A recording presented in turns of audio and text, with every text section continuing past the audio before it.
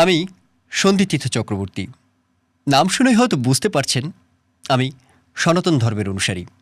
শুরুতেই সবাইকে জানাই ঈদের আন্তরিক শুভেচ্ছা।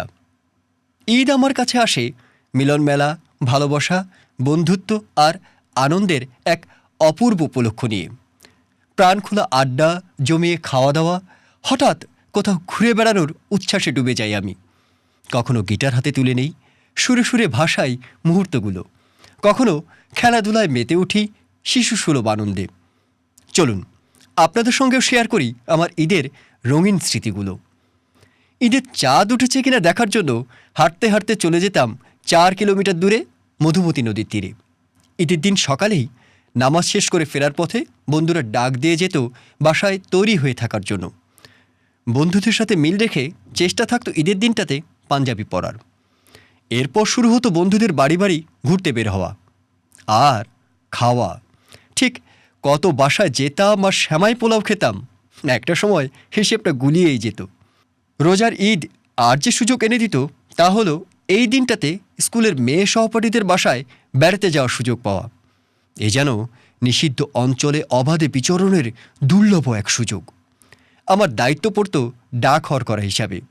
স্কুলের সামনে দোকান থেকে কেনা কোনো বন্ধুর ঈদ কার্ডটি তার প্রেয়সী ও বান্ধবীর হাতে পৌঁছে দেওয়ার দায়িত্ব যেন এই আমার উপরই পড়ত। ঈদের সন্ধ্যায় অন্যরকম আনন্দ ছিল চকলেট বোমা নামে এক বিশেষ ধরনের পটকা ফোটানো। কেন এই পটকার নাম চকলেট বোমা তা আমার জানা নেই। আকারের তুলনায় অত্যধিক শব্দ উৎপন্ন করতে পারা ছিল এই পটকার অনন্য বৈশিষ্ট্য। তবে মাঝে মাঝে বেশ কয়েকটি চকলেট বোমা বেরসিকের মতো কোনো শব্দটব্দ না করে ফুস করে জ্বলে নিভে যেত। পয়সা জমিয়ে কেনা চকলেট বোমার এমন নির্দয় নিভৃত আচরণ সে সময় বড্ড কষ্ট দিত। প্রায়ই এই বোমার সলতেতে আগুন লাগাতে গিয়ে তাড়াহুড়ায় গুবলেট পাকিয়ে যেত।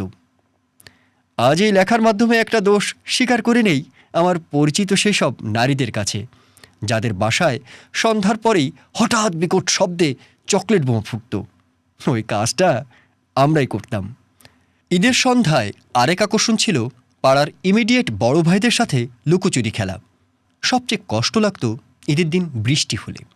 মনে ভীষণ আফসোস হতো, কেন দুর্গাপূজার মতো ঈদটাও কয়েকদিনের জন্য না। গত কয়েক বছর ধরে ঈদ আর ঈদের আগের 2-1 দিন মেতে থাকি ব্যাচ ক্রিকেট নামে রাতের বেলা হওয়া এক ক্রিকেট টুর্নামেন্ট নিয়ে। আমাদের 124 বছরের পুরনো স্কুলের মাঠে বিভিন্ন ব্যাচের শিক্ষার্থীরা মিলে রাতের বেলা আলো জমকালো এক ক্রিকেট টুর্নামেন্টে মেতে উঠি। এই স্কুলের মাঠেই দেখা হয়ে যায় প্রতিদিন স্কুলে যাদের সাথে সময় কেটেছিল সেই ছোট বড় সকল চেনা মুখের সাথে।